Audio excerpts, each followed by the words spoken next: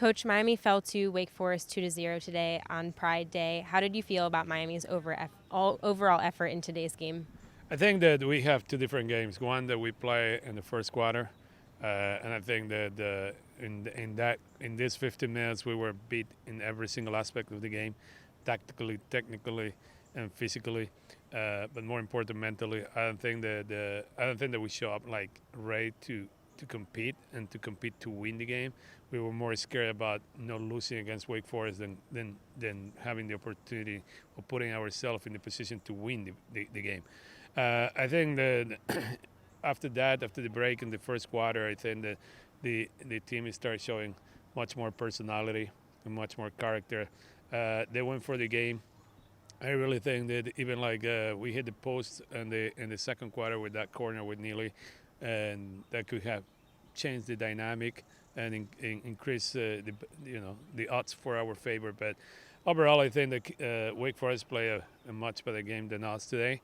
I think that we compete good for 3 quarters, but we have to do it for an entire game, especially when you play teams of this caliber, talented athletes, very well coached, so you cannot fall asleep. After that first quarter of play, what was your message to the team during the quarter break to get them back on track with their game plan? Well, to not look at the scoreboard and just to show what the Miami field hockey is about. And we're a team that everybody recognizes that we always fight, we always compete, we compete to the last second of the game. It doesn't matter if we can really reverse or it's going to make any change or any difference on the scoreboard. So this is what I ask my players all the time, and that's why I ask them like after the break of the first quarter, like just show up and show your character and your personality, show that you can play field hockey. At the end of the day, it's the player who make the decision to play hard, and but they did it. They did it for the rest of the game, and I'm happy. I'm happy with the performance, and we just have to keep building on this. And it could be a great game for us to keep growing and to keep developing individually and as a team. So we're just looking forward. Thank you for your time, Coach. Thank you. Lexi, Miami fell to a ranked Wake Forest team today, 2-0 on Pride Day. How did you feel about Miami's overall effort in today's game? I'm always proud of how hard this team works. No matter what, if we're down, if we're up, we are always willing to fight hard. And I think we did the entire game. We had a little bit of a rough start, but we got it together after that and played hard till the finish. Wake Forest did start quickly, as you mentioned. How was Miami able to settle into their game plan after that quick start from Wake Forest? Yeah, it's a little disappointing. They scored twice in the first couple of minutes of the game, which, you can't put your head down. You got to just power through.